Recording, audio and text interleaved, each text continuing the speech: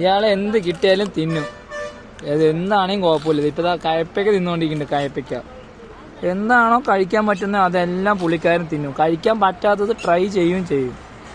എബിറേസറാണ് കന്യാകുമാരി.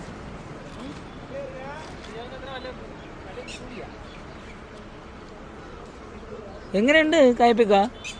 നല്ല ടേസ്റ്റാണ്. രാവിലെ ബ്രേക്ക്ഫാസ്റ്റ് കഴിച്ചില്ല. രാജസ്ഥാന്റെ സാധനമാണ്. ഇതിന്റെ ടേസ്റ്റ് എങ്ങനെയുണ്ട് നോക്കാനാണ്. ഒவ்வொரு സ്റ്റേറ്റിലുള്ളതും ഒരു ടേസ്റ്റും ഉണ്ടാവും.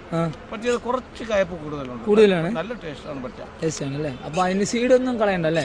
ഒന്നും കളയാൻ പാടില്ല. എല്ലാം തിന്നു. എല്ലാം തിന്നോ? ഇല കഴിക്കാൻ പറ്റുമോ ഇതിന്റെ കയ്പയ്ക്കടെ? ഓക്കെ, എല്ലാം തിന്നു നമ്മള്. Okay okay. നമ്മളങ്ങനെ തോട്ടിയാണ്.